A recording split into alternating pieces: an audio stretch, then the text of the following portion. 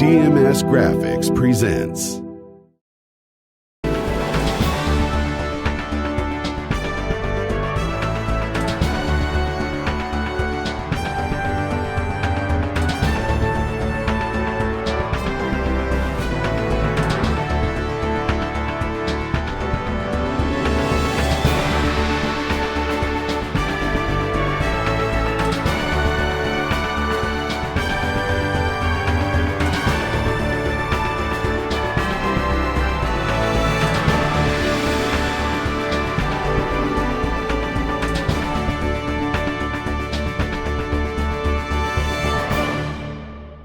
So, ladies and gentlemen, good morning.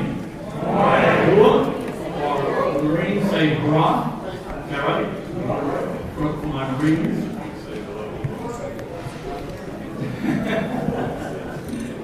My name is John Perry. I'm a Vietnam-era veteran. It is an honor for me to be here today as we host the 50th anniversary of the Vietnam War Lecture Series. We have a great program prepared for you today. We are very fortunate to have not one, but two great speakers. Before we introduce our first speaker, I'd like to recognize our sponsors, for without their support, we would not be able to continue to distribute to our Vietnam veterans.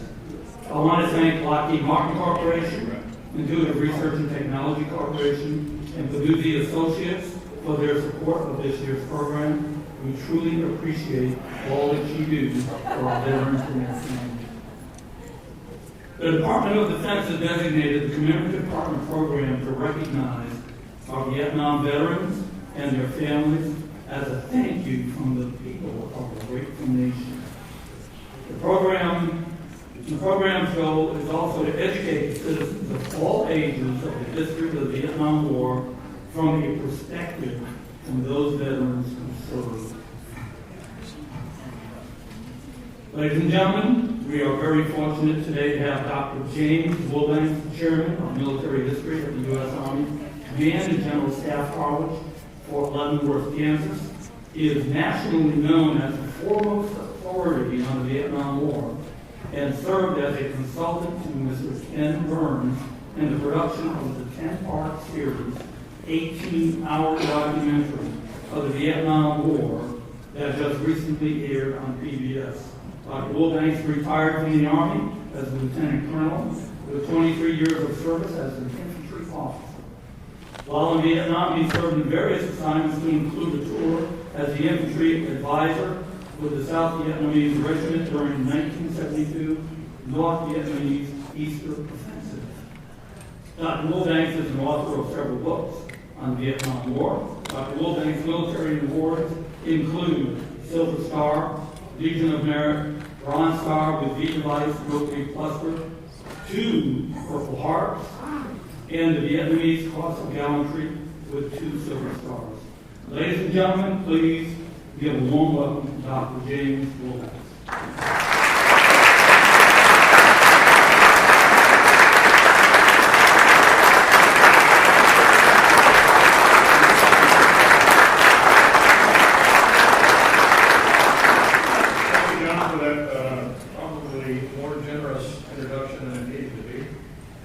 I have to tell you, this is not my first time in Huntsville. I actually lived here at the age of 3. My dad was assigned to Reitzell. I don't remember much about it, but I suspect that Huntsville's changed a little since 1949. When Ed Kennedy asked me to come and speak today, it was pretty open-ended. I wasn't really sure what he was looking for, so we allowed as to how we would talk about the falls of the Saigon, not one of my favorite topics, or probably yours as well. I was an infantryman a long time ago. I've been an instructor for longer than I was an infantryman, so this is going to sound a lot like a class at level. The good news is there won't be a test afterwards, so we'll grab on. So let's see where we are. Back that up one, please. I'm not sure if this is going to work or not.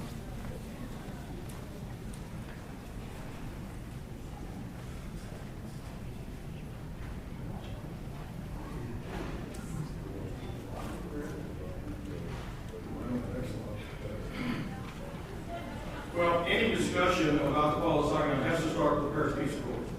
Signed 23 January 1973. The most important thing about the Paris Peace Accords are really two: the ceasefire in place, and followed by no mention whatsoever about 100,000 North Vietnamese that are left in South Vietnam. We get the slide to come up here. One more. This is a bit of an eye chart, but what you can see here, and those, I would call it dark pink, it's probably some other color. It's dark pink for my purposes. It does not address those units that remained in those areas. And so in a real sense, the Paris Peace Accords are the death warrant for South Vietnam. It just takes 2 years for the body to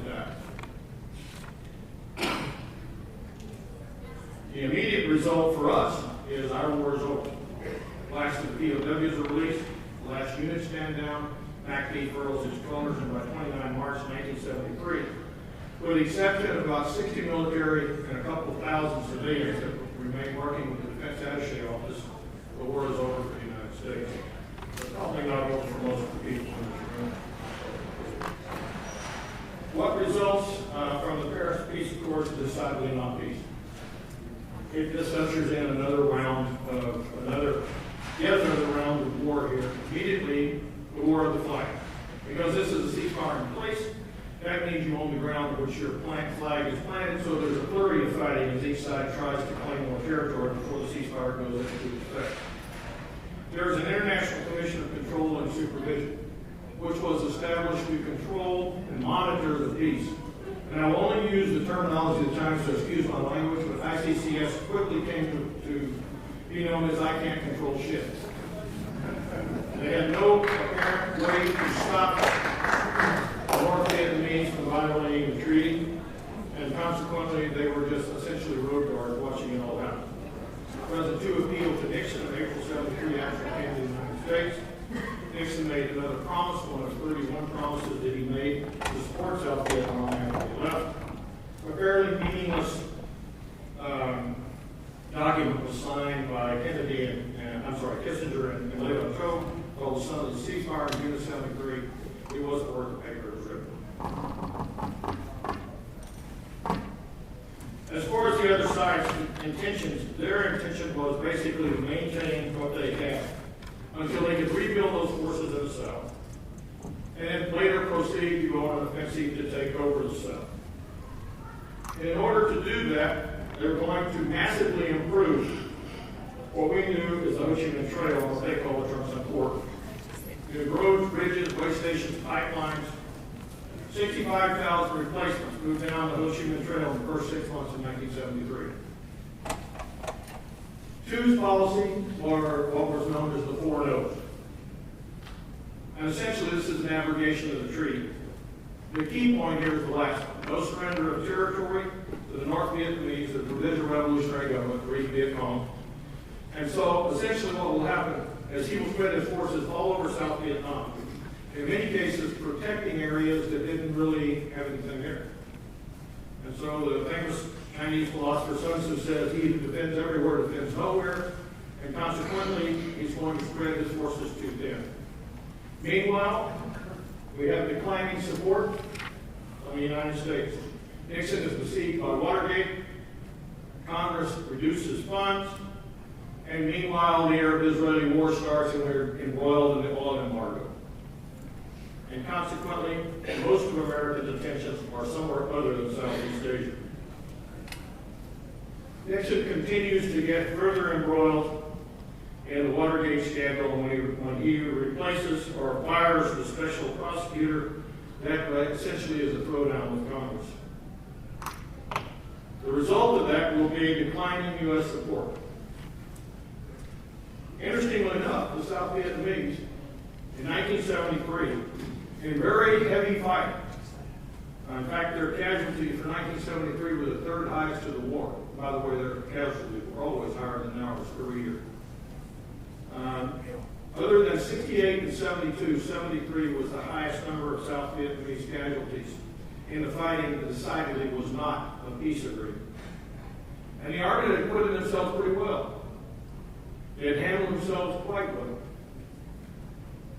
And in fact, they launched a in early '74 into Cambodia and handed a grave defeat on the North Vietnamese forces there. But that turned out to be the high point of South Vietnam at that particular point, the last offensive operation by the armed forces. From that point on, it was on a downward trend.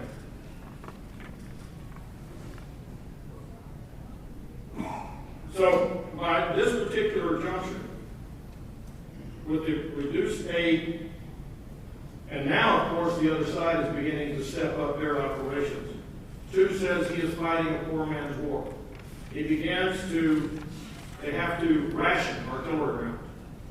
By this particular point, North Vietnam is not rationing anything. They built most of those units back up to 100%, full equipment, full personnel, and they're just waiting to see what's going to happen here. At this particular juncture in March, they see that the Army are in trouble. And so they decide to step up their actions against North Vietnam, and they're going to conduct a number of actions to see how the other side's going to fight. They're also going to be worried about what the United States does. But part of that answer comes in August of '74 when Nixon resigns in disgrace from the White House. At that particular point, South Vietnam's #1 patron is now out of office. So at this juncture, the North Vietnamese decide to run a test case. And this case is to look at two things. One, how will the Army handle a multi-division attack? And two, what will the United States do? Because in 1972, Nixon had responded strongly to the Easter Offensive. The North Vietnamese had lost over 100,000 of their best troops. So in this particular case, they're prepared to call it off if it goes bad. Unfortunately, it doesn't go bad. 5,400 Army are surrounded by 3 divisions, and the fight lasts barely a week. The city falls on 6 January 1975. The full province falls shortly thereafter, and it's the first province to fall since Quang Tri fell in '72. The U.S. does not respond. Ford does nothing. So at that particular point, the other side says, wow, nothing happened. The United States did not respond. The Army folded quicker than we expected them to. So perhaps it's time to run another test case. And in this case, what will become Campaign 275 will be focused on the Central Highlands. And the point of this operation will be to set the preconditions for final victory in 1976.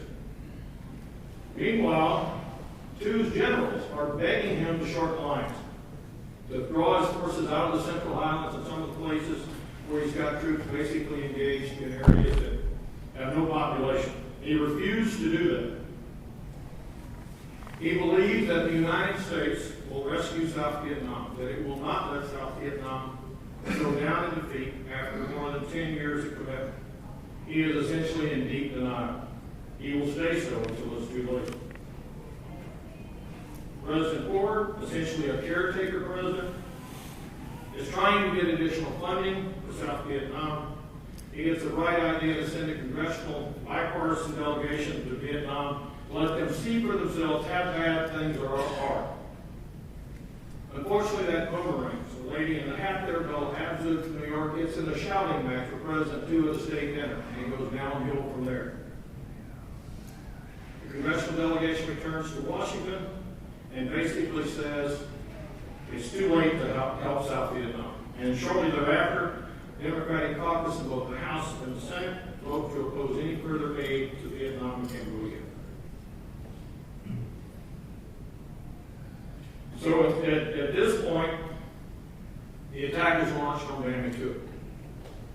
And essentially, the South Vietnamese forces are overwhelmed once again, and the entire city falls. And once again, you now have Dar Lac province that's fallen. So at this point, Tu is kind of convinced that it's time to do what his generals have been begging. And that is to withdraw his forces to the south to what he calls their irreducible heartland, the area in the gray hash mark there. And then hold that, and then retake what's lost. It's come to be known, and this is a copy of his map, light at the top, heavy at the bottom. Militarily, this makes sense. At the point, it turns into a disaster, because essentially the situation is too far gone for it. This would have been a good idea maybe 6 months, 9 months before, but at this point it's just too late. In an attempt to do this, to withdraw the forces, the order is given to fall back from Pontoon and play coup. And the idea is to fall back along this unimproved logging road 7 that goes to the coast, reconstitute those forces, and then attack to the west to retake Manitoulin. But essentially what happens is the word does not get out. The Argonne forces in Playcool and Pontoon withdraw. The rough puffs in the city, the people in the cities look up and see the Argonne headed south and decide to get in front of them. And what you end up with is a total debacle along this unimproved road. And of course the North Vietnamese run 2 divisions down from the north, 2 up from the south, and cut these people to pieces. And almost overnight, you lose 1/4 of your combat power. And as bad as that is, it's going to get worse further to the north, in Military Region 1. Now you've got forces attacking south along Highway 1 toward Quang Tri, Way, and ultimately Da Nang. And part of the problem for these forces is they now have an enemy corps in the rear, cutting the road between Da Nang and the south. Still, at Way, the Army are in a pretty good position. Arguably the best general in the South Vietnamese Army, General Trump, is the corps commander, and he's holding Way very well against multiple divisional attacks. Unfortunately, he's giving a bunch of conflicting orders from 2 that basically says, hold Way as long as you can, fall back, and he tells them to go back and take Way, and essentially what happens is that Way just sort of devolves into its own chaos. And so what you see is this, what was variously called the highway of death, as all of these forces, soldiers, civilians, refugees, all moving down Highway 1 headed for Da Nang. And Da Nang overnight triples in size. And it does devolve into its own chaos. All of them trying to get to the coast to be rescued by the Navy standing off in the South China Sea. And following right behind them are the North Vietnamese forces. So very shortly, Da Nang itself falls. Now you have lost 50% of your combat power in one fell swoop, in a matter of a couple of weeks. And so now we see the old domino theory, but the dominoes now are the towns along Highway 1 that fall one after the other, most without any real resistance. The U.S. response is tepid at best. Ford continues to promise, too, that he will provide support that he knows probably cannot support. He sends General Wang, the Chief of Staff of the Army, to South Vietnam to make an on-site assessment. Wang goes and says, basically, they need $600 million just to hold what they got and forget about retaking what they want. Ford goes before a joint session in Congress with absolute silence. And on 18 April, the Senate Armed Services Committee votes not to approve the supplemental aid request for Vietnam. So it's clear at this point to the other side that they don't have to wait until 1976. So they come up with a new plan. And the plan is called the Ho Chi Minh Campaign, named for Uncle Ho, who died in 1969, not to see the revolution realized. So they named the offensive for him, and essentially 5 corps are going to close on Saigon from 360 degrees. There is one battle at Swan Lock, and essentially is the last battle. Swan Lock, interestingly enough, was where I was stationed as an advisor, at least our division was there. Capital of Long Con Province, about 60 kilometers northeast of Saigon, headquarters of the 18th Army. And it sits astride a major road junction of highways 1 and 20, the main avenue of approach from the east. The division commander is Lehman Dow. He's a fiery guy, very high energy. I had a chance to meet him a couple of times. He came in as I was leaving. And he vows that he will hold the city as long as he possibly can. The 18th Army is a straight Army division. Looks much like a light infantry division, except that there is no discom and lighter than the artillery. And opposing this one division, about 10,000 troops, is the 4th Corps of the People's Army of Vietnam, 4 Division. The mission of the 4th Corps is to destroy the 18th Army, capture Swan Rock, secure that strategic road junction, and continue to attack the Bin Lawns and Saigon. This is a graphic representation of the North Vietnamese plan. And General Dow is pretty interesting here. He does something that doesn't normally happen. Those of you who are advisors know that the Army had their families with them. So in this particular case, he calls for assistance from the aviation assets, and he evacuates all the families in town. And so now the soldiers are in town fighting for each other, not having to worry about their families who've been evacuated.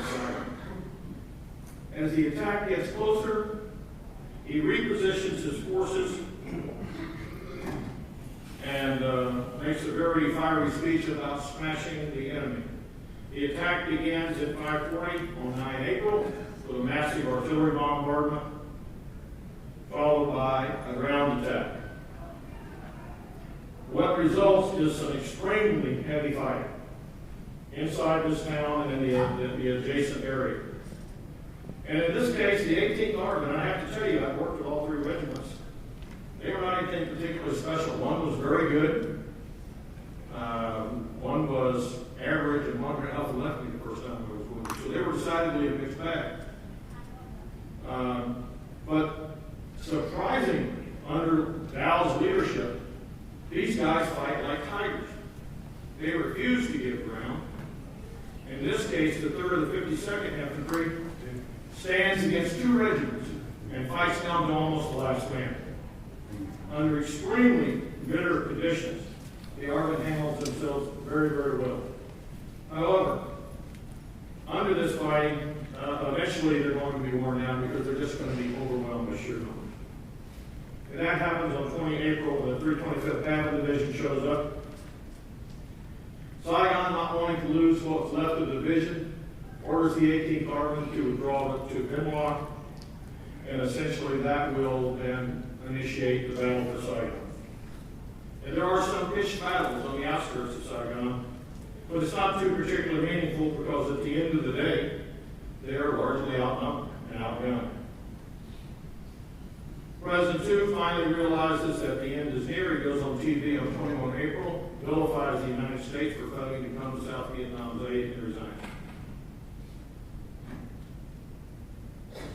Those in South Vietnam who have held out some hope for American assistance find out that it's not coming on 23 April, where Gerald Ford says that he can see no instance where the United States will become in Vietnam, be involved in Vietnam again for any reason whatsoever.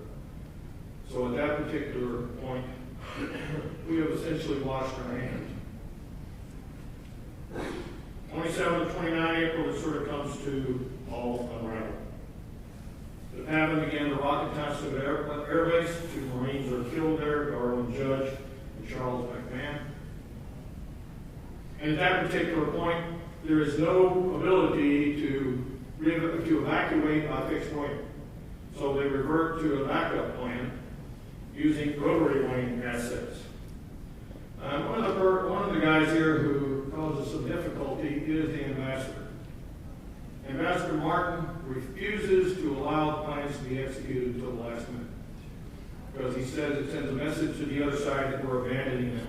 Essentially what it means is that it's going to be a very confused evacuation. And at the end of the day, 420 Vietnamese who had worked for the Americans or were at peril were left standing in the grounds of the embassy waiting for helicopters that were not coming. And then on 30 April, the tanks crashed through the gates at the Independence Palace, and the Republic of Vietnam ceased to exist as a nation. On the morning of 30 April, General Dow was at the National Military Cemetery when the government and Saigon surrendered. He donned civilian clothes and escaped toward Canto and Macon Delta, hoping to link up with the 4 Corps headquarters there, hoping it and other Army units could continue to resist from that location. When he reached Canto, he discovered that the 4 Corps commander and his deputy had committed suicide. He realized that the war was over, and on May 9, 1975, he turned himself into the company. General Dow was released from prison after 17 years on May 4, 1992. He and his family arrived in the United States in April 1993. He remains active in the far-flung Vietnamese communities across the country and is considered by all former South Vietnamese to be a national hero. If there had been more senior officers like General Dow, the outcome might have been different. Unfortunately, he proved to be one of a kind. This completes my presentation. I'll be glad to address any of your questions.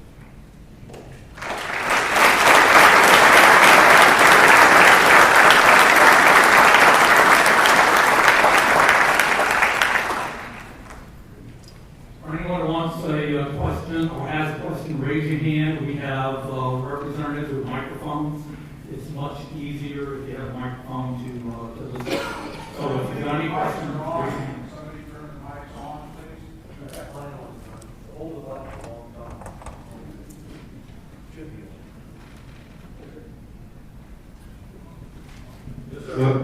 Warren Marvin, President of the Vietnam Veterans America Chapter 1067. Sir, I had heard right there near the very end that the Army didn't even have ammunition, that they only gave them so many rounds of ammo, and that was very small, and I had seen that somewhere. So they were almost completely defenseless by that time. So is that the way it was? Well, it depends. In some units that's true, in other units it's not. For instance, when they pulled out of Pontoon Pleiku, they left essentially 2 ammo dumps full of ammunition there, which fell under the control of the North Vietnamese. So yes, they were rationing artillery rounds. At one point, one unit was rewashing bandages so they could use them again. Okay, thank you, sir.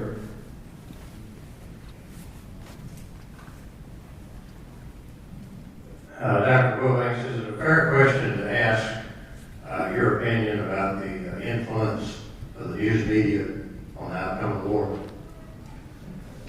Well, sure. I think there's a lot of blame to go around here, and certainly I think the media owns part of it. There's a great book called The Big Story that is about the television reporting of the Tet Offensive. And in there, Peter Bracer, the author, who is a TV executive himself, was a TV reporter, takes his own colleagues to task for the way the Tet Offensive was reported. And I will tell you that I think the military owns some part of that as well, because if you go to 5 o'clock colleagues and everything has to be a positive story, sometimes there just aren't positive stories. I think when you begin to dissemble with the press, that's a very dangerous way to go, because pretty soon when you go back and say, look, we won Tet, the media won't believe at that particular point. So, I don't have any answers. I just see that that's the same kind of situation that's going on today. There is a tendency, the old saw, if it bleeds, it leads. Sometimes good stories don't get told.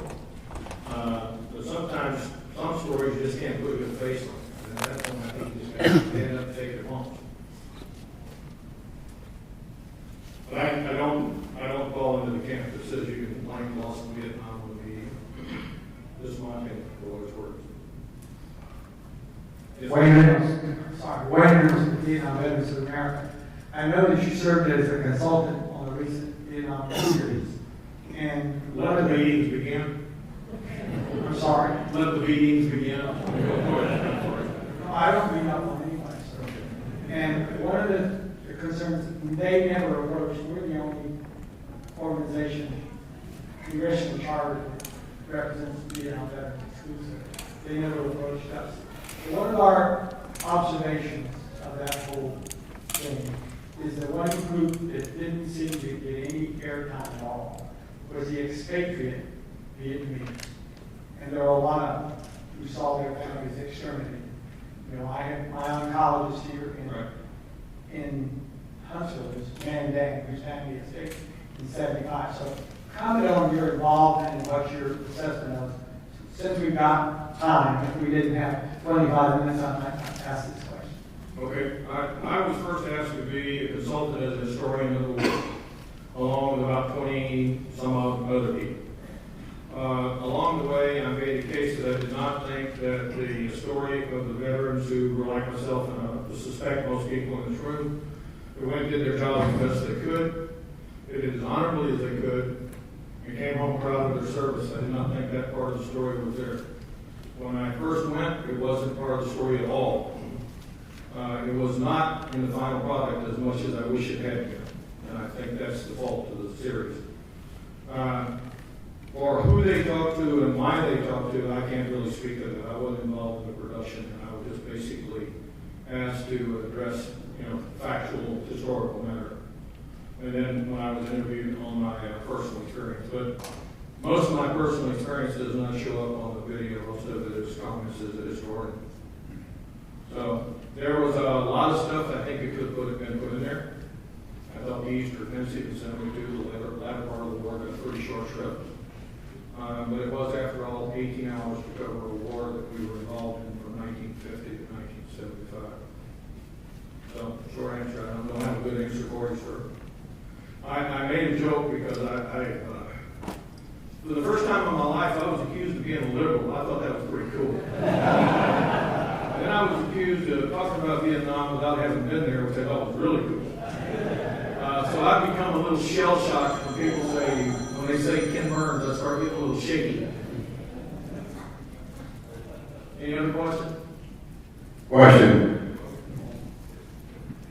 My name is Larry Bear, and I'm with the Madison County Military Heritage Commission. I was an advisor to the 1st Battalion, 43rd Infantry when the 18th Infantry was formed in 1965. The problem that we had at that time is that our regiment kept getting involved in coups, and the regimental commanders were totally ineffective. They would not do anything at the regimental level as far as operations. Did this carry on throughout the war, or was this something that took place in 65, 66 time period? Well, I think they got considerably better. That division started out as the 10th Division, which in Vietnam means... As number 10, yes. That's what it was. So they changed it to the 18th. Like I say, the problem with the ARVN is it was uneven at best. Some units were unbelievably good, and some were unbelievably bad. And Airlock, where I was pretty interesting because every element of the South Vietnamese ground forces was represented there except the Marines. So you had airborne Rangers, Border Rangers, Rough Puffs, and elements of 2 ARVN divisions, the 5th and the 18th. And the performance during that battle, which was a pitched battle for 3 months, essentially 6,500 troops surrounded by 35,000, was unbelievably good to unbelievably bad. All right there in one grid square. And that was the problem, sort of written small for the Army. It was across the board, it was just uneven. Where the leaders were good, they were fantastic. Where the leaders were poor, they were absolutely abysmal. And of course, if the leaders are bad, if the division commander gets on a helicopter and heads to Saigon, the troops got nothing to fight for at that point. And that's what happened in 75 in a couple of instances. But they did get better. I was a 23-year-old captain. I've been in the Army 3 years. I was advising a guy from the 52nd Regiment who had been fighting for 20 years. And, I barely could figure out how to get off the helicopter when I first got there. But I did have a radio, and I could call in airstrikes, artillery, and bombs. So they liked me a lot. But I watched some of those battalion commanders were absolutely fantastic, and some, never came out of their bunker. One had locked in, surrendered his entire regiment in the face of the enemy. And that was the real problem for the Army. It was just an uneven force. One of the fellows that's in the series there is Harry Knockway. And Harry lives in Virginia. He was a battalion commander in 22 Infantry and Lanson 719, and he's captured and held for like 12 years. There's not a finer human walk in the face of the earth than Harry Hoyt. And he fought until he basically was wounded and told his battalion XO, take the troops and withdraw. I'm holding you back, just leave. And he's captured and held for 12, 13 years. So you can't put, I mean, that's courage at its finest. Yes, ma'am. Yes, Teresa Schmidt, and I'm the daughter of KIA Albert Phillips in 1968. My question for you, if you have a little more time, is elaborate a little bit on the secret war. Secret war. Well, you have to be more specific than that. There were a few of them. Well, and with my limited knowledge, I'm just simply asking because I've heard the term and I've read a little bit about it, but like in Laos. Well, you know, you had Operation Night Star in Laos that dated back to the mid-'60s. You also had MACV-SOG that was conducting cross-border operations in the Cambodia, Laos, and then in North Vietnam. So, you know, the secret war, I guess it'd be better if you don't drop the microphone. I'm not sure exactly which one you'd be talking about. In Laos, they were there to work with the Montagnards, the Hmong, to fight the North Vietnamese. North Vietnamese always had at least one division in Laos, if not more. MACV-SOG was a secret outfit that conducted long-range reconnaissance across the borders into North Vietnam, primarily into Cambodia and Laos along the Ho Chi Minh Trail, to provide targeting information for the Hmong and the Ho Chi Minh Trail. Other than that, I can't be much more specific, not knowing the details exactly what time frame or where you're talking about. Yeah, there was a secret war going. In fact, one of my schoolmates, he was a couple years ahead of me, was killed as an advisor there. And for many years, we thought he was killed in Ipor. He was actually, eventually came out he was killed in Laos. His name was Joe Bush.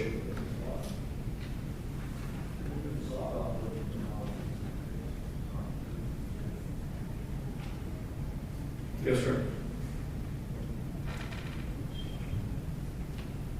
Any other questions? We got one here. One in the back, one here. Right here, sir.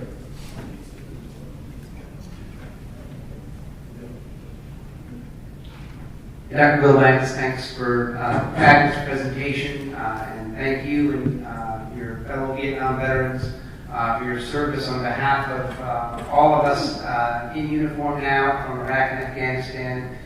We truly built our careers on the backs of yours. And I remember getting off the plane in Desert Storm, and the first folks there were the Vietnam veterans saying, we're not going to let what happened to us happen to you guys. So thank you all very much for making it so much easier for our generation. So my question is, any parallels that you might see between, in counterinsurgency, between the events that culminated in the fall of South Vietnam and the current operations in Iraq and Afghanistan that we've been engaged in what is now America's longest war? Thank you, sir. Well, thank you for your comments. I think there are all kinds of parallels. There are certainly within the advisor community with the small numbers of folks that we have in Afghanistan now. Haven't been out there when there weren't any of us around. It can be kind of trying, at least in Vietnam, we were smart enough to leave a lot of combat support there. So I'm always a fan of the Air Force and Army aviators, particularly Cobra pilots, but also slip drivers. It's very, very difficult. The question is, you want them to stand up. So the question then becomes, when are they going to do that? And how much is enough? You can kind of contrast that with how long we stayed in Korea, and look where Korea is now.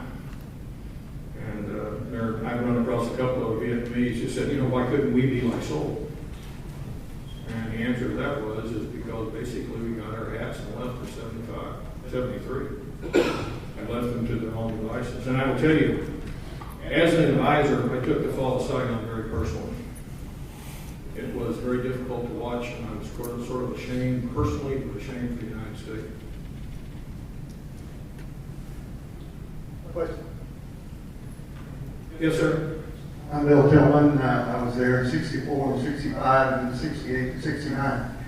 But after the Tet Offensive, it seems like we had an intel failure. Can you speak to the intel part of the war? Understand that North was very decimated, ready to quit, but we didn't pick up on that. Is that what you understand? Well, I don't think it was an intel failure. I think it was a will failure. When Nixon came in, the decision was made that we were going to get out of the war. And eventually we did get out of the war, not as quickly as some of us would hope.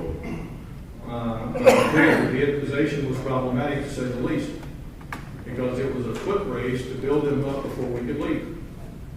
You know, essentially, Vietnamization was built around the idea that we would transfer responsibility for the fighting to the other side, as the ARVN were increased their, as we said today, increased their capacity to handle both from the VC and the North Vietnamese. And it's interesting, and early on, when there was an assessment made early in the Nixon administration about what was the way forward, there was no agreement among anybody in the administration, military or civilian, that the ARVN could handle both the VC and the North Vietnamese. With that information, we then devised a policy that was built around them handling both the VC and the North Vietnamese by themselves. So that was sort of a bankrupt policy, to say the least, based upon the way that we went about it. Because once we started to withdraw troops, supposedly it was built around what was going on in the war and how the South Vietnamese were doing. But once it started, it was like Kissinger wrote in his book, it was like salted peanuts. They happened one after the other. And they were only postponed twice. So in 72, we're fighting for our lives in Antelope. There are people who've been while getting on the airplane and going home. Now, I'll tell you, if you weren't on the manifest, it was pretty disheartening to watch the American forces be drawn down as the South Vietnamese were fighting for their lives.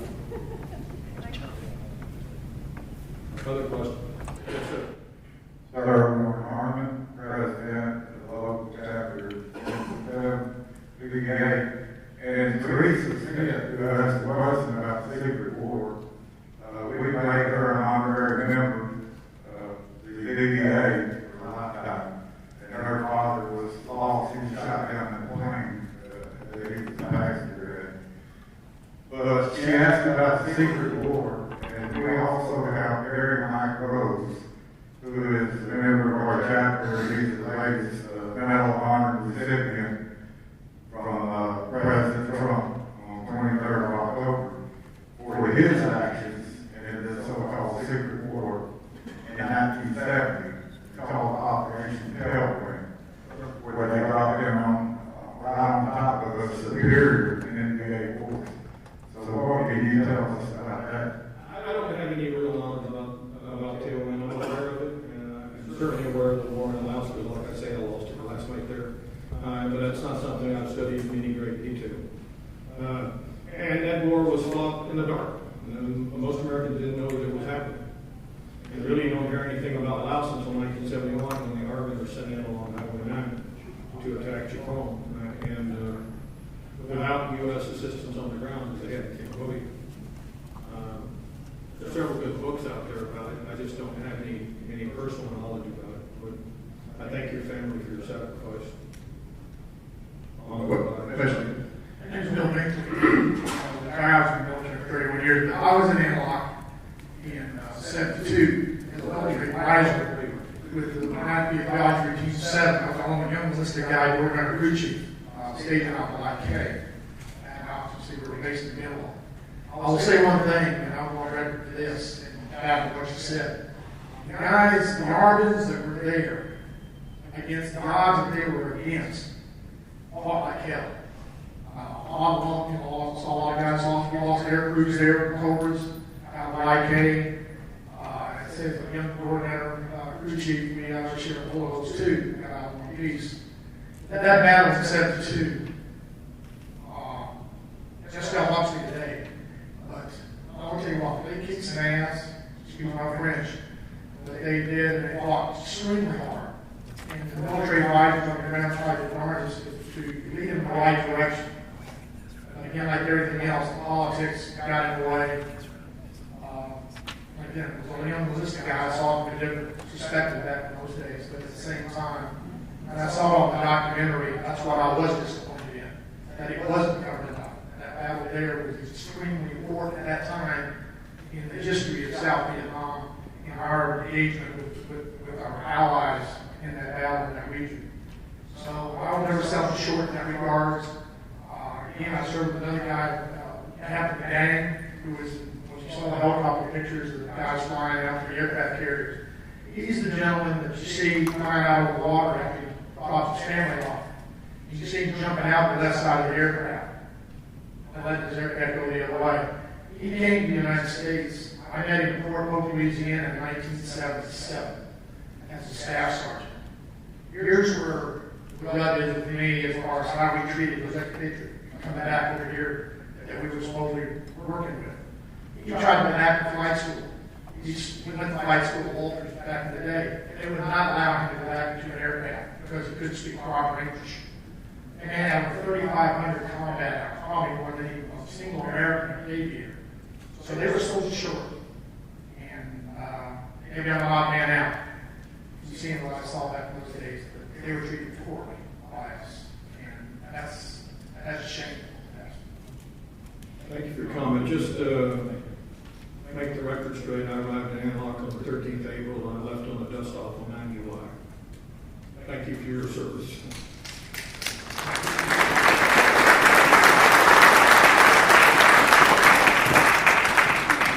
Hi, my name is Bobby Hall. I served with the 3rd Recon Battalion, 3rd Marine Division here in Ted Offensive up north near Quezon.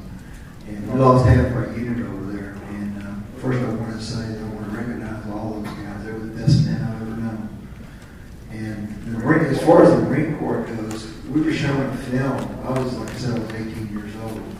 And we were showing film before we went over the atrocities of the North Vietnamese. And then some officer stood up in front of us and he said, under most circumstances, when you surrender, you will fight to the death. There will be no surrender anywhere, anytime.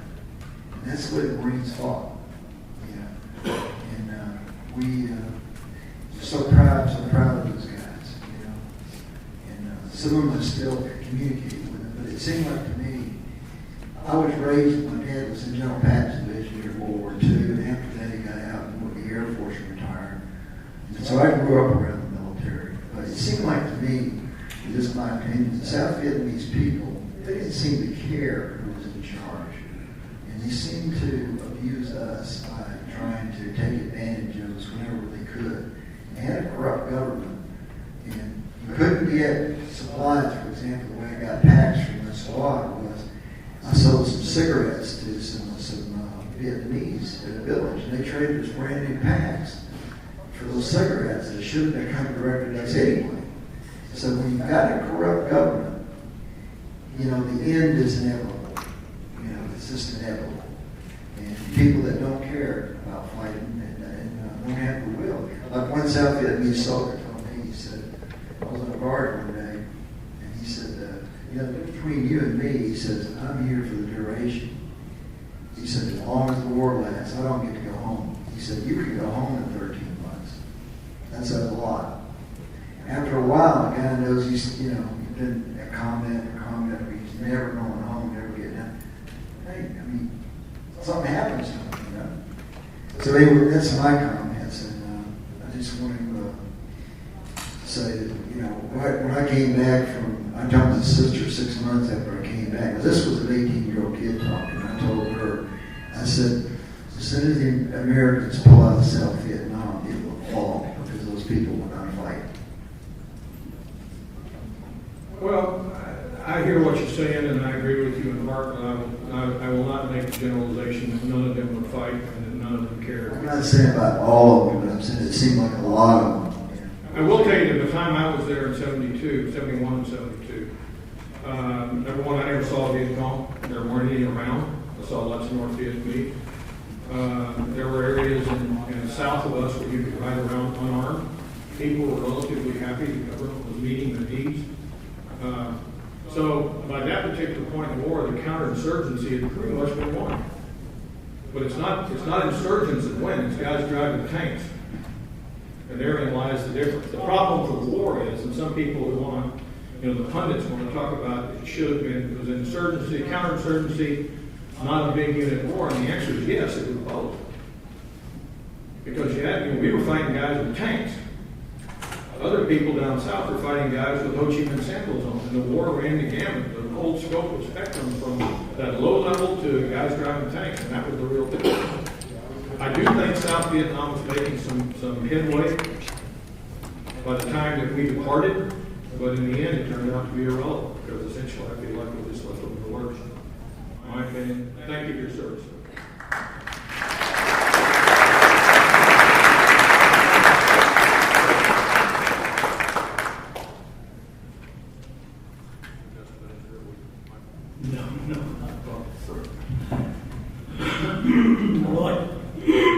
I would like to thank Dr. Wilbanks.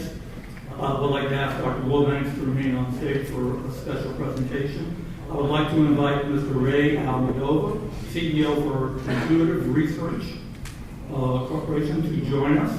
Mr. Almadova will be presenting Dr. Wilbanks with a 50th anniversary commemorative coin. This particular coin is indicative of Dr. Wilbanks. He is an infantry officer. And on the back side, there are Hueys and,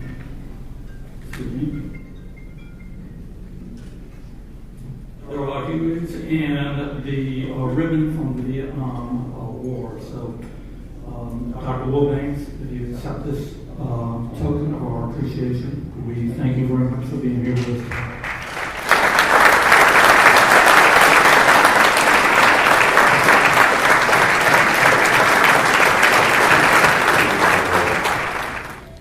Father, thank you for the privilege we have together to remember, to honor all those for whom honor is due.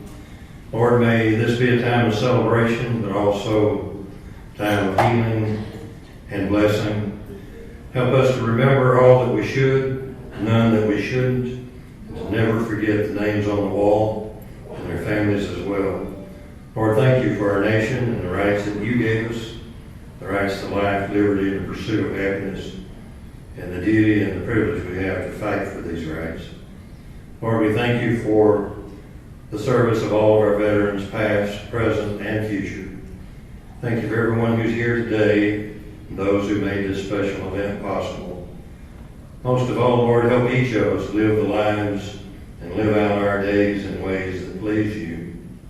God bless the United States of America, all of our armed forces serving today, all who made this special event possible, everyone who's present and every organization represented. In Jesus' holy name I pray.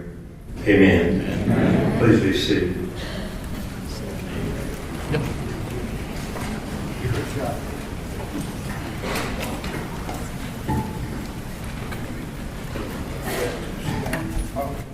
Good morning. Where do you get that 50th anniversary? My name is John Perry, and I'm a Vietnam era veteran. It is an honor for me to be here today as we host the 5th annual 50th anniversary of the Vietnam War Lecture Series.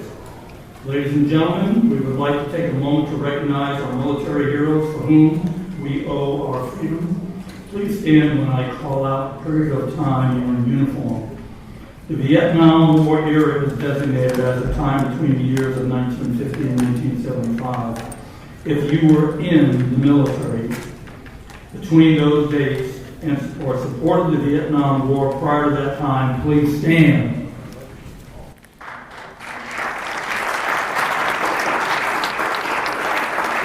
Thank you. Thank you so much.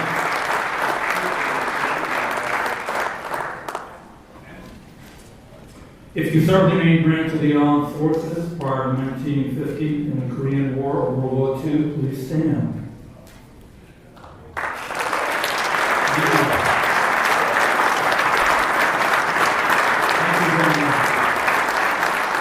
You're looking younger every day. If you served in the armed forces after 1975, the Gulf War, Afghanistan, Iraq, or any of the other locations, please stand. Thank you. Thank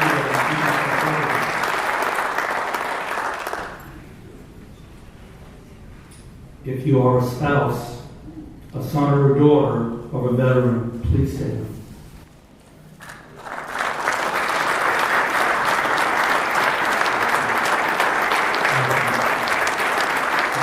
Thank you. Thank you so much. Thank you all for your sacrifice and your service to our great country. Please join me in a round of applause and thanking these honorable men and women, all of these, one more time. Thank you.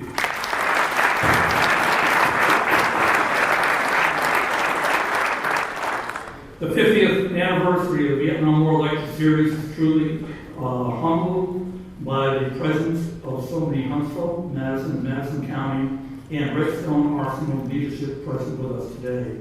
We welcome and thank our elected officials, our team Redstone leadership, our community leaders, and all our retired military officers and NCOs who have joined us here today. Thank you for being here to help us honor the Vietnam veterans and the Vietnam era veterans. Today's VIPs are our Vietnam War veterans. They are here with us today to be recognized and thanked. Welcome home, Vietnam veterans.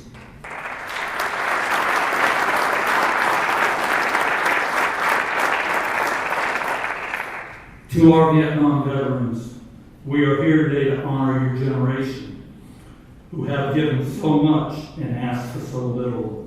That makes you our heroes for today's lecture series. Thank you very much.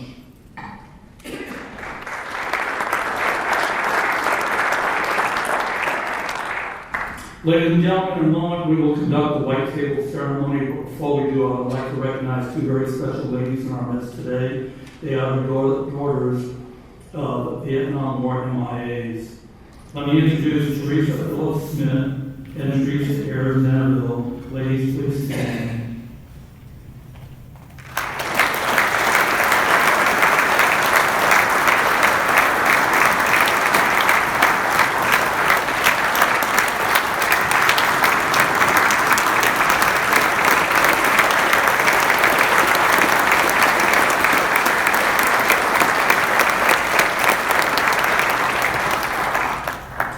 Teresa Phillips Smith, father, was Tech Sergeant Elbert Austin Phillips from Huntsville in Madison County, a U.S. Air Force medic. He was a passenger on a T-28 from Laos to Thailand. Shortly after takeoff, the plane went down and hit the embankment of the Mekong Delta River on August 28, 1968. Efforts by the divers to recover the plane, the pilot, and Tech Sergeant Phillips were futile due to the swift currents of the river in the rainy season.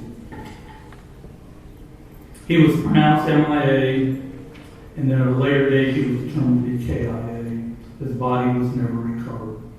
He volunteered to serve out of duty and love for his country. Teresa and her 5 siblings appreciate their father's service and salute all veterans and their families for their sacrifices.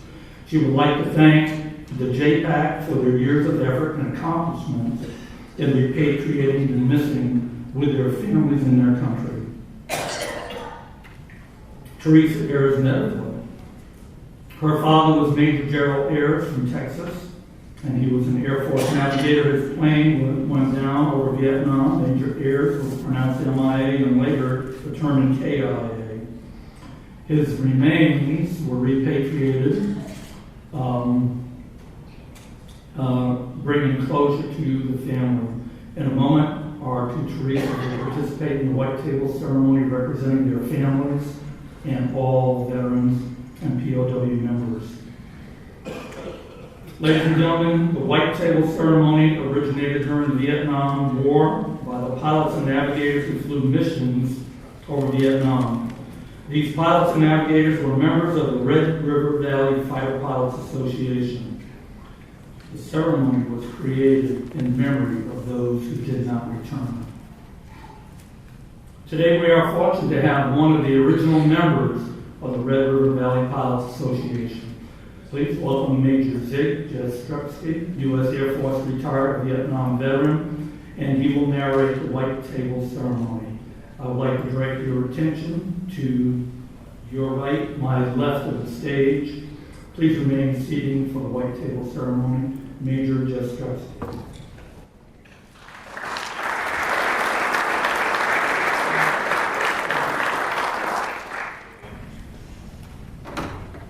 an honor to be the token fighter pilot in this Army community. Can I ask you all to please stand?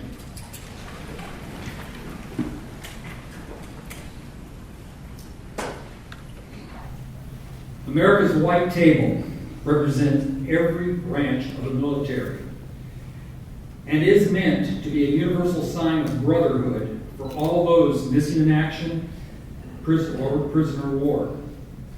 The table ceremony we know as a remembrance table, a missing man table, an MIA POW table is simply known as a white table and is a symbol of our missing and captive service members. Following the Vietnam War, the white table ceremony spread across all our military services and has become a standard during military dining-ins and dining-outs. At these ceremonies, a series of toasts are made before being seated to eat. Toast to the President of the United States, to the service's Chief of Staffs, the flag, with the last toast with water to remember those who cannot be here with us until they come home. The table that stands before you is a place of honor. In setting this table, we here acknowledge those in prison and those missing from our celebration today. We remember them. The table is small. It is set for one, symbolizing the vulnerability of a lone prisoner against his captors. We remember. The tablecloth is white, symbolizing purity of intention and motives in responding to the nation's call to arms and when answering that call of duty. We remember. The single red rose displayed in a vase to remind us of the life of each of the missing and the loved ones and friends of these Americans who keep the faith, awaiting answers and awaiting their return. We remember. The vase is tied with a yellow ribbon, symbolizing the power of the ties that bind us one to another in love and faithfulness. It tells the world that we are remembering someone, and it symbolizes our continued determination to account for our missing. We remember. The burning candle.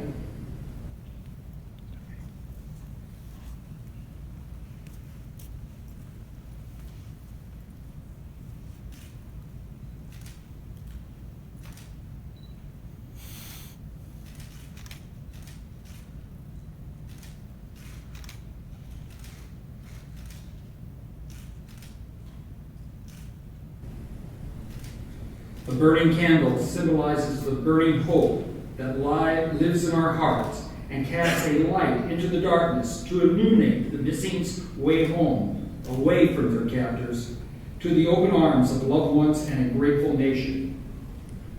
We remember. The plate is set, but will not be used.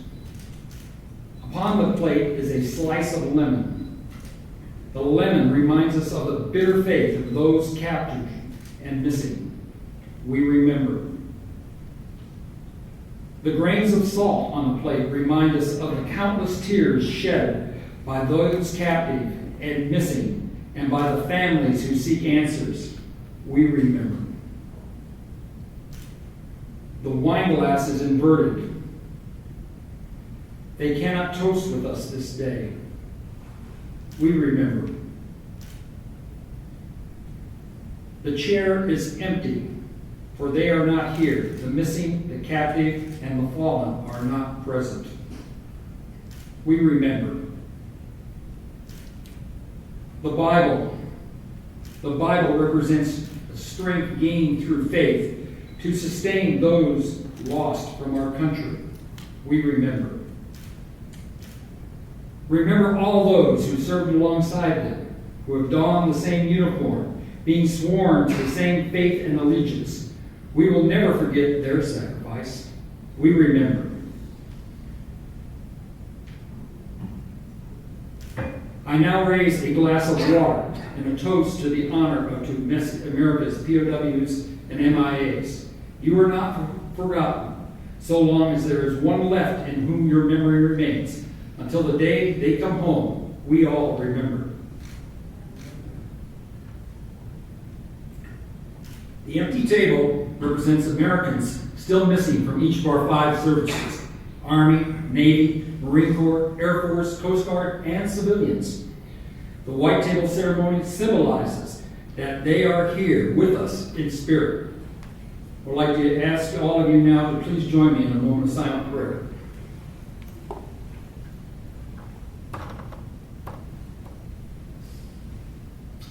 Amen. Please be seated.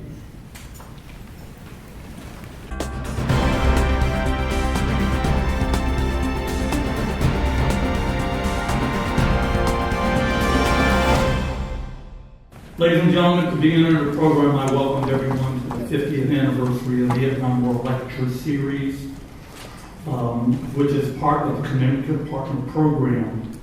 The Department of Defense Vietnam War Commemoration has initiated the Commemorative Partner Program to commemorate the 50th anniversary of the Vietnam War. Commemorative partners are encouraged to participate in the commemoration of the Vietnam War by planning and conducting annual activities for 11 years, as that was the duration of the war. More information about how to become a commemorative partner can be found on the back page of the program, and we have information with us today at one of our exhibitor tables. Our commemorative partners join together to conduct the annual lecture series. The event is not only to recognize the contributions and sacrifices made by our Vietnam veterans, but also to help educate all generations about the Vietnam War. Our event today will not have been possible if not for the help of many volunteers and our sponsors. We would like to thank our signature sponsor, Lockheed Martin, and our presenting sponsors, Intuitive Research Technology Corporation and Peduzzo Associates Limited, for their generous support. Thank you. And now the moment you've all been waiting for. Ladies and gentlemen, today we are very fortunate to have Colonel John Reitzell, U.S. Army retired, as our guest speaker. Colonel Reitzell is a Vietnam veteran, former Army Ranger. He served multiple years in Black Ops at Fort Bragg, where he deployed on 36 real-world operations in support of U.S. counter-terrorist missions. Operations such as the invasion of Grenada, the response to the hijacking of TWA-47, and the seizing of the cruise ship Achille Lauro by terrorists are examples of some of those missions. Colonel Reitzell will be sharing his experiences with us today. He will also talk about his DVD, Honoring the Code. The DVD brings light to the affliction that many of our veterans are suffering from today, and that is moral injury. Ladies and gentlemen, please give a warm welcome to Colonel John Reitzell.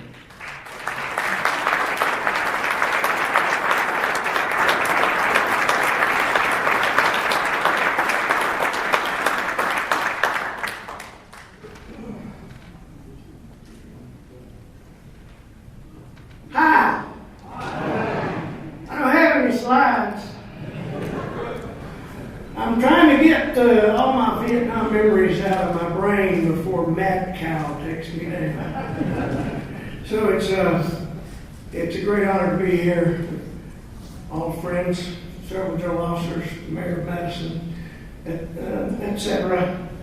It's very interesting. I keep having trouble getting up and down. You know you're getting old when it's just as hard to sit down as it is to stand up. So I was just getting up right then and I thought to myself, this is the 50th anniversary? You gotta be kidding me. No wonder my back hurts. 50 years ago, most of us departed, and longer than that, departed for a place that was about to fall as a domino. It was part of the domino theory that if Vietnam fell, then all of Southeast Asia would fall, and we'd all fall, and communism would take over the world, and rape, kill, pillage, and burden would be the motto of the whole world. So many of us, and Dr. Wilbanks pointed out that he was a 23-year-old captain. Well, I think Jeff Wishick is in here, was a 19-year-old lieutenant. And I was a 23-year-old second lieutenant, so you know what I do about anything. But I do remember Dr. Wilbanks mentioned two acronyms that probably only those of you who were there would remember. He kept talking about the Rough Puffs. And the Rough Puffs were the regional forces, popular forces of South Vietnam. And what they did for us was about every 3 nights a week, they got overrun so that the bad guys had all our weapons. The first time I was wounded was with the USM-79 grenade launcher. And it went off about as far as it would take to arm it, and it exploded right in front of me, 5-meter kill radius.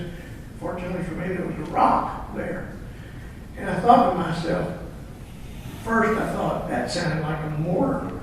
In the jungle, everything sounded like a mortar. But then I recognized the fact that he was shooting at me with a 40-millimeter grenade. That's intense. I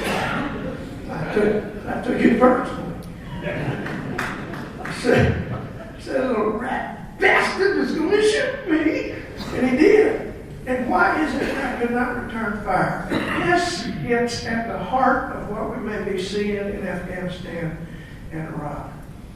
I did not have a round in the chamber of my beautiful and lovely M16 rifle. Why not, you say? Well, it seems that the well-trained U.S. Army was bad enough in Vietnam, in terms of their training, to kill each other, left and right. In one brigade of the 4th Infantry Division, and I know, any 4 or 5 years out there?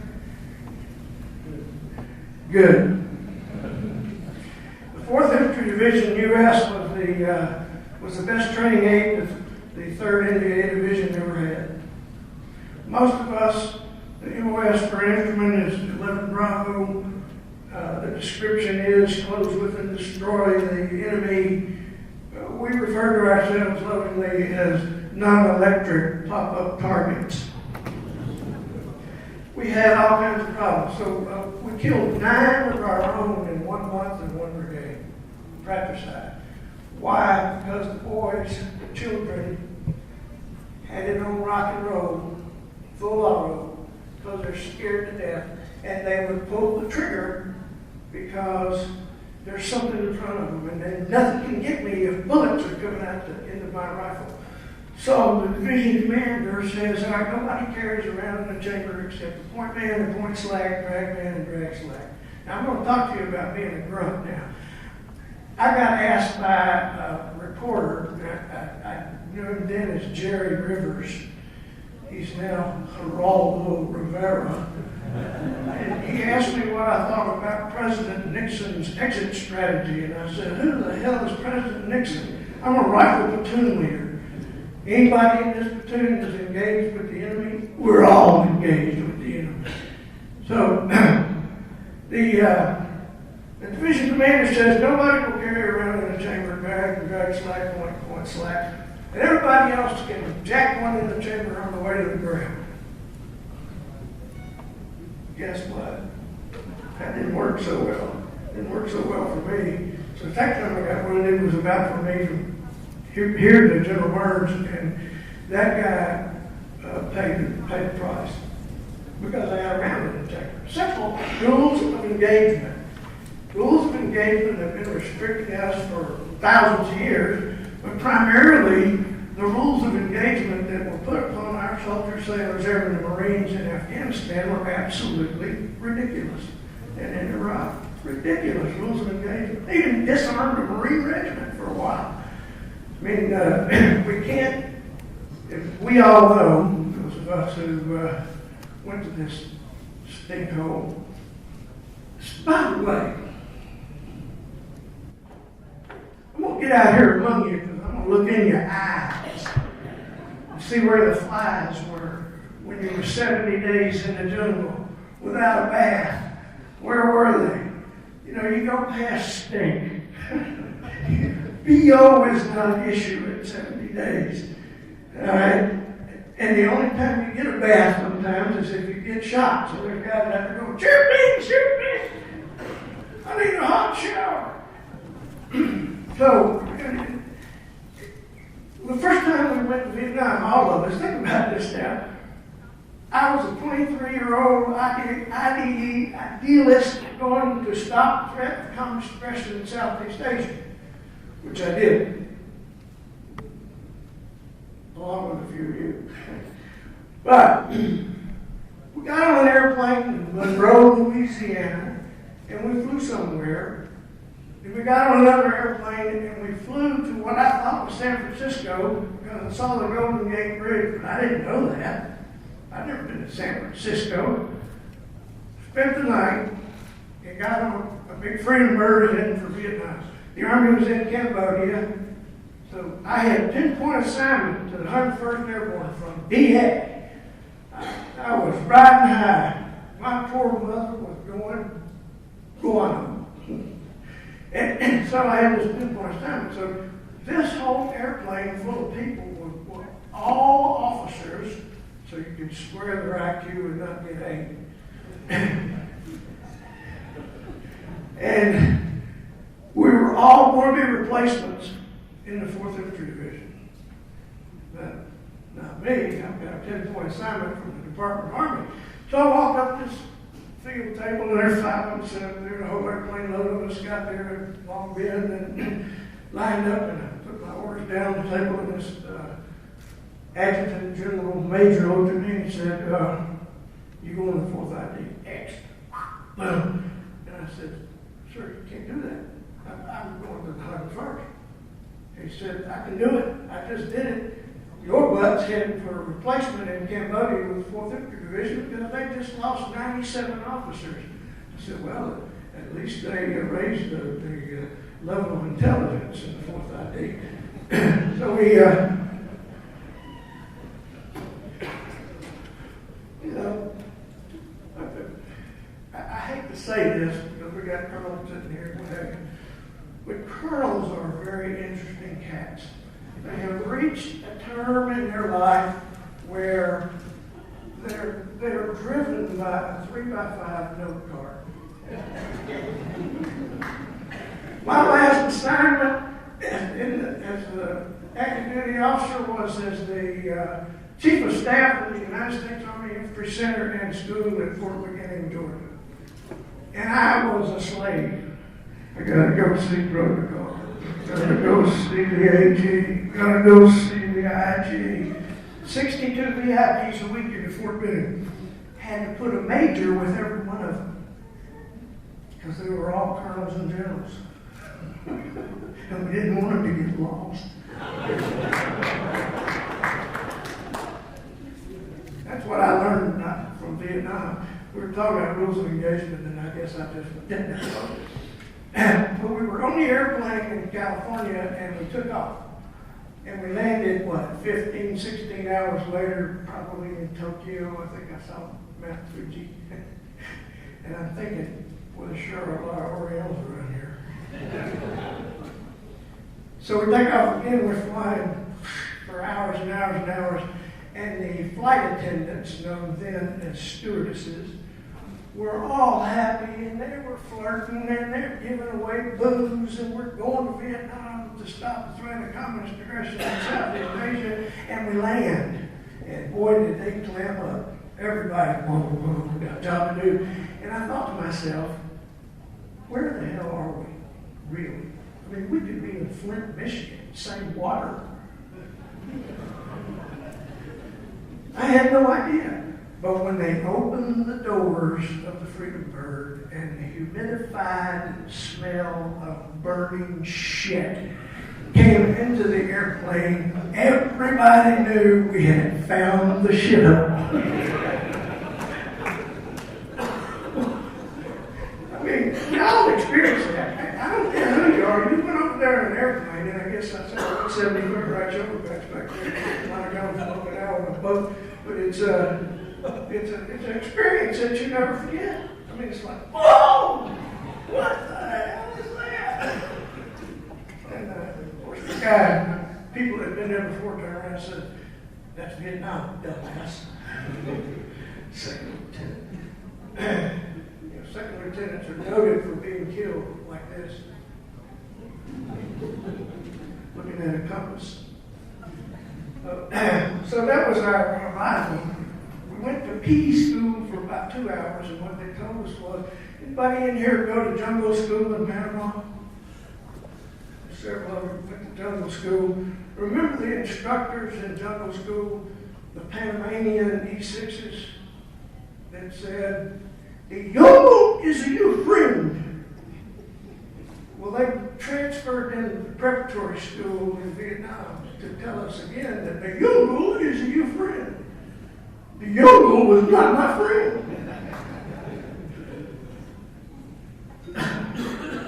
But let's talk for a minute about what the subject is moral injury.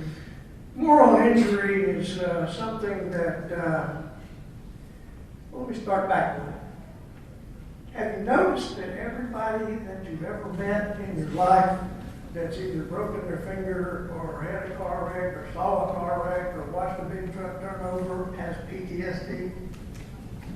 There's a whole crowd of people in a corral out there, some of them diagnosed, some of them self-diagnosed, that have PTSD.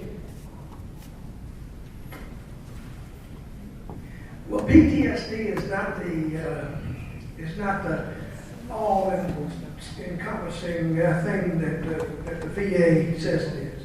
It's just not. So if you start to drill down, and that's what this moral injury is all about. I got mixed up with the Crosswinds Foundation in Birmingham and Reverend Bob Walter, and what we figured out with a bunch of psychiatrists and psychologists, and none of them had Reitzell Baptist, by the way. We didn't really get it at first, but moral injury is something you did. It's not something you saw. And it violates either God's code, your code, the Army's code, the Marine Corps' code. And in a nasty gunfight, and I've had more than my share, in a nasty gunfight, you will violate somebody's code. And what that does is it produces, particularly, remember the Fallujah fight? We had the Marines in Fallujah, and now it's been about 13, 14 years, and you can start to see the suicide rate rise in the Marines that were in the Fallujah fight. Why? Because they killed kids. Mr. Taliban would hold a kid in the door, or hold himself in there first, and put a kid in the door, a 3-year-old, and some Marine marksman would kill him. And that lives with you forever. And those of us who set foot in Vietnam came out different people. I don't care if you were a mechanic at Huntsville. I don't care if you were a grunt like me that later on lost my 6'5" stature to too many parachute jumps. I came back from Vietnam 6'5" and devilishly handsome. And I started on that airplanes again. But you're different. And I don't care who you are, you're different. Most of us went over as children, and most every one of us came back as changed adults. And that's a fact. And in a nasty gunfight, and we'll talk about killing here in a minute, when you kill somebody, it has an effect. The good news for you is that the more you do it, the easier it gets. That's the good news in the battlefield. Killing is a team sport. Platoons and company level firefights are a team sport. Everybody has to do it when you're on a two-way firing range. And it changes your perspective. Make no mistake about it. When you call the artillery and you say, my location is 868686, hit me. Then you've got a nasty gunfight going on. And it changes you.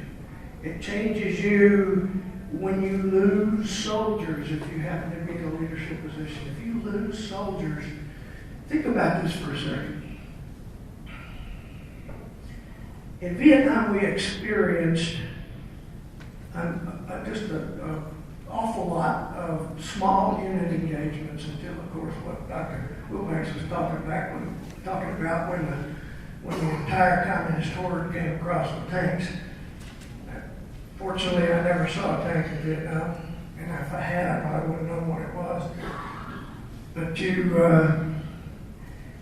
you experience the nastiness of a pervasive cacophony of noise like only the devil could make. And that unrelenting noise in a quiet jungle makes you want to crawl inside your helmet and stay there. It makes you want to find a tree, dig a hole, go away, call mom. It's a life-changing experience, just the noise. And everything is getting eaten up around you and over your head. The jungle is that thick. It's getting eaten up, and there's leaves that are now baking in the sun, and there's a unique smell to that. And so the sights and sounds and smells and sounds of the battlefield are life-changing. There is nothing like a nasty gunfight to make someone want to get in the fetal position and just stay there and make it stop. It's horrible. There's nothing glorious about it. And when you violate, and Tim Henderson is sitting over here, and I'm going to talk to him for a second. My whole life, by the way, I'm still John, and I'm a Baptist. The good news is I'm not John Lee Baptist. And there may be others, I'm not sure. But when you violate that code that you've been taught in church all your life, thou shalt not kill. First time I got a bad guy, and I'll call them dinks. You know, that's what we call them, dinks. I have no idea what that meant, other than it was probably some sort of American GI bastardization of the Vietnamese word for enemy. But we call them dinks. The sit reps every 15 minutes at night in the rifle company where if everything was okay, it's dinks in the wire. If everything was not okay, you didn't hear that. It's the bad guys were interesting people. And let me put a parentheses here and go back for a second. I never one time in my 12 plus months in the jungle, minus a couple of times in the hospital, I never saw a field grade officer in the jungle. Never. Not one. Where were they? We talked about the South Vietnamese regimental commanders that surrendered his own regiment. I have no idea who my battalion commander was, but my company commander was killed, and I became the company commander. And the real Benny there was that passed down because the 3 company commanders in a row had been killed. One of them had purchased a super silver-plated Seacoat, so they just passed it down to me, and I said, I ain't wearing that thing. So, life-changing events. And all this gets back to why are 22 veterans a day committing suicide? And if you look at our generation and what we experienced and what we went through in country and when we got back, you know we were changed. And we, as a group, Vietnam veterans, after the five years or so after discharge, slowed down our rate of suicide. Our rate against the normal population of Americans went down from, 1.7 per million to 1.0 per million or some where's Mark Umansky? There he is. He's an engineer. And went to Redneck Tech so he can answer all these hard questions. But it's what makes us do it? What made us do it. My rifle platoon was all draftees. They didn't get a choice. By the way,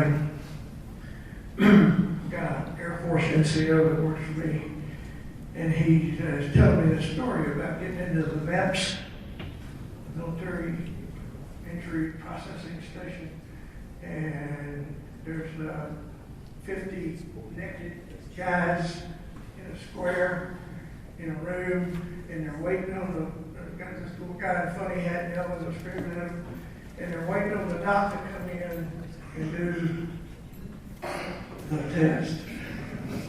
And so he said that probably the most interesting thing I found in 18 years in the Air Force was what the guy in front of me did at the med station when they said spread your cheeks.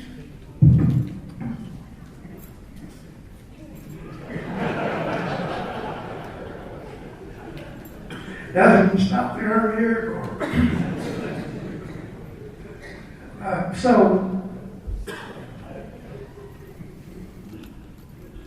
we're all changed, and we keep changing. And 50 years later, we're still changing. We rely on the web that we built, the Huntsville Association, Vietnam Veterans of America Association. All of these organizations are designed to help us and to make us feel in a position. So everybody in this room that was a grunt could probably finish every war story I could tell, and I could finish yours. And that's what that web is about, and that's the cure for suicide. We've got to get little centers built, and we're building them as fast as we can all over the country, so that these young veterans that are thinking about taking the dive off the Golden Gate will come in and talk to people like themselves, and you begin to heal. I think the only reason it kept me from going slap dab nuts after I came back from Vietnam, and people in this room would argue that that happened. But I went to the Florida Ranger Camp as an instructor, and that's a hell of a job. But it was a web of Dick Malvestis, a web of Hugh Shelton. We had a instructor set that was beyond anything I've ever participated in, and we got well. And like I said, we could finish each other's war stories. Except I got one they didn't finish. So anyway, to finish the moral injury business up here a little bit, we stole money from Research Park, and we were able to buy 50,000 DVDs called Honoring the Code. We've given them all away to veterans and veterans' families, and this is kind of what it looks like at a trade show. You see the veteran come up, and he said, "What are you guys giving away here?" He said, "Well, this is are you an Afghan or a Iraqi vet?" "Yep." He said, "This may help you think a little bit about what you did, where you were, and why you may need to watch this video." Yes, now I don't need to do that. His wife walks up and says, "Give me two, one for him and one for my brother." And they go and watch it. I had a guy get down on his knees in front of me after watching this video and say, "You saved my life." So that's my testimony for honoring the code. If you can get a copy of it, you ought to look at it. There may be some in the back when we finish. But the problem for most people, and in one of these DVDs, there's this young Marine. He's 12, 13, and he's got an 8-year-old wife sitting there, and the question is, did the Marine Corps prepare you for the fight in Fallujah and your deployments? And he looks right at the camera and he says, "They taught me everything I needed to know. They taught me how to move. They taught me how to shoot. They taught me how to communicate. They taught me how to engage the enemy. Taught me how to disengage the enemy. Taught me everything I need." But no one ever said how hard it was going to be to come home. Coming home is very difficult. You heard John Parrish say that I had 36 real-world deployments. Whether they were 2 hours or 2 days or 2 months or longer than that in some cases, where we were in fact closing with the enemy and destroying him. The notion that I come home to the wife that I married on R&R, by the way. We met in Hawaii. She'd never been west of Breckenridge, Texas. She was too young to get in to see Don Hope. She's still the wind beneath my wings and what keeps me semi-sane. It's an interesting deal coming home. You know, you don't sit at the head of the table anymore. You sit around the side somewhere. We've been doing just fine without you. And she did great. She raised two wonderful children, one of which I'm positive is mine.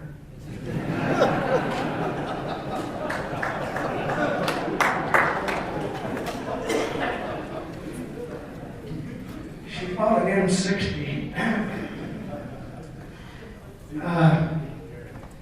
You know, this whole attitude about being a grunt in the jungle and then I was a long-range recon guy in the 173rd at November Company Rangers, and that was an entirely different war from being a rifle platoon leader and a rifle company commander. OPSEC does not exist. It just doesn't. We put people in the jungle and you could smell them for 5 miles of, Marlboro and Old Spice until they've been there for 70 days, and then it was just. But the bad guys stink too. Everybody remember this if you're engaged with bad guys. They smell like dead fish and firewood. And hair on the back of my neck stands up every time I go near a campfire. I say, well, somebody cooking fish around here. So it's a changing event, and a look at Vietnam from when we started to what we did, and the doctor back there pretty well ended up with we all cried when that last helicopter left the embassy in Saigon. It was horrible. Let me talk for just a minute about why these volunteers do what they do and what the government is trying to make happen. Each and every one of us took an oath, and it was a sacred oath, and it was, you probably took it twice if you enlisted or were drafted, once at MEPS and once at the intake battalion, AG battalion, before you got into basic training. And basically it starts with a singular pronoun and an action verb. I do. Not I might, or I would if I could.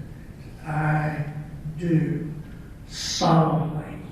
That's my favorite word. Solemnly. Pretty much go down your Webster or your Google and find out that solemnly means in the presence of your God. I do solemnly swear from the heart or affirm from the heart, another singular pronoun action verb, that I will support and defend what?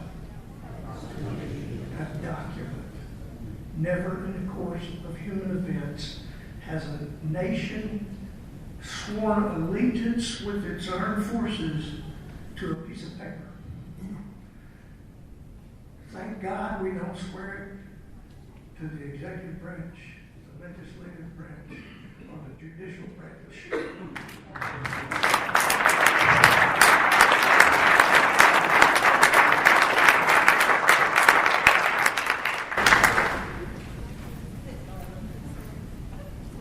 I do solemnly swear that I will support from an infantry standpoint is hold up, fight for, and defend. That's a line of foxholes. Zig Jastrzewski on flight alert. Coordinates called for the artillery, and we're ready. And let me tell you, if you tackle an infantry rifle company on the hilltop, you've got your hands full. Especially mine, because I kept stealing machine guns from the artillery. They didn't need them. Shut up, over. You didn't need it, did you? So, support, defend a document. True faith and allegiance. If you look at those three words, true faith and allegiance, it's a modifier that it enhances the faith and allegiance. True faith and allegiance to that document. And it goes on, and it finishes with the 4-word prayer. So help me God.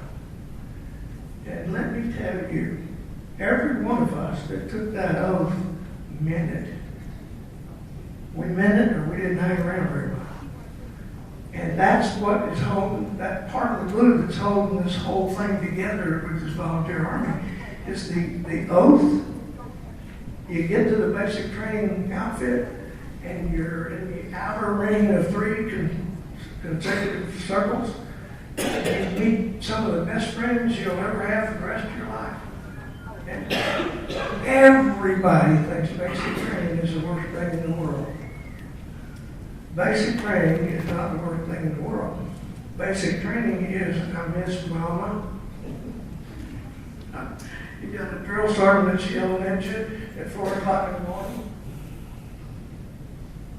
You know, it's like it's 4 o'clock in the morning at Fort Lost in the Woods, and the guy with the funny head comes into the barracks screaming, "Let's go." On the cables, it's 4 o'clock.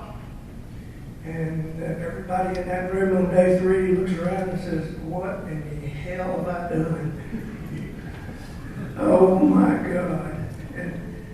And before long, you're saying, "I can't do this anymore." Probably in about the 5th, 6th week, "I just don't want to do this anymore." And your battle buddy says, "Come on, man. We joined this. We took that oath. We got this going. We can do this." And you grab hold of your bootstraps and you pull them up and you finish. And he has his problems too, and everybody gets together. Some of the best friends you'll ever have. And straight up basic combat training, mostly being done at Fortress Beginning and beautiful and lovely Fort Jackson, South Carolina, home of strong thurman. I wish I had could have been the guy that held the dowel in the back of his shirt to keep him upright. I'm for strong South Carolina. But you get that, you have completed that first ring, and you're off to a unit somewhere where you will serve with people that you will never forget. If it's a combat unit or if it's not. If it's the Triple Nickel in the Air Force, if it's the 82nd Airborne or the 101st or the Big Red One, that's all I want to do. If you got to be one, be a Big Red One. That's what I've always said. There's one right there. So that's kind of what makes kids throw themselves on grenades. It's certainly not like kneeling when they play the national anthem, is it? It certainly isn't like a bunch of millionaire heads trying to protest something that they don't even understand themselves, generally speaking. And they're in their face to you and me. They're in our face. And that's a shame, because there's so many different ways to do that. And you're going to kneel in Arlington Cemetery.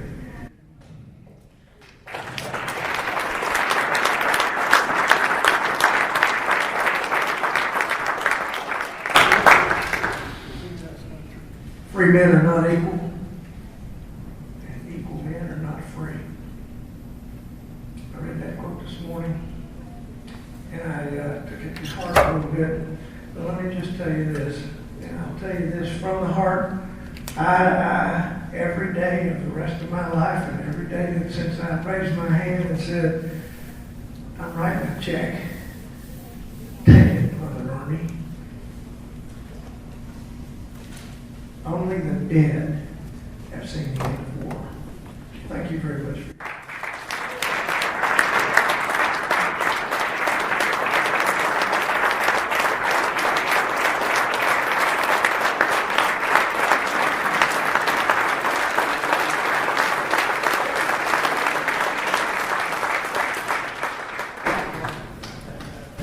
Ladies and gentlemen, I told John John, absolutely awesome. I could listen to him all day. He happened to be our guest speaker over Intuitive Research about 2 months ago. And I had numerous people come up to me after John spoke and said, you know, I could listen to that gentleman all day long. So, John, you are awesome. Your stories are incredible.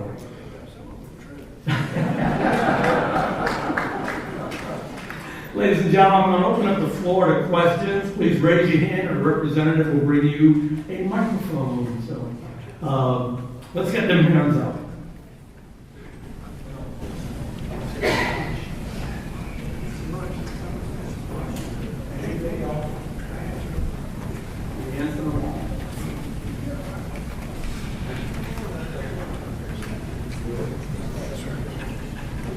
Good morning, sir. I'm the chaplain for the Vietnam Veterans of America, retired Command Sergeant Major. How did I transition from Command Sergeant Major to chaplain is a God thing. But what I would like to know, do you see many chaplains out in the field? Yeah, it's a great thing. There's so many stories of before Desert Storm D-Day, people digging holes in the sand and having to tell them that's it's so heartening. It's so heartening to see and hear that things like that happen. Listen, have you ever heard anybody in a foxhole ask for somebody other than God when the fertilizer hits the ventilator?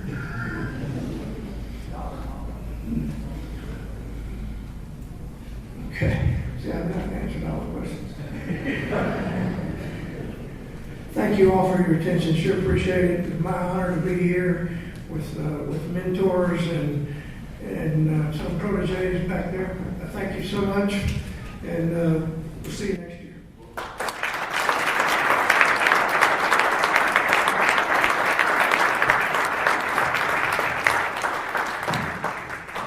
So awesome once again. It's an honor to be in your presence, sir.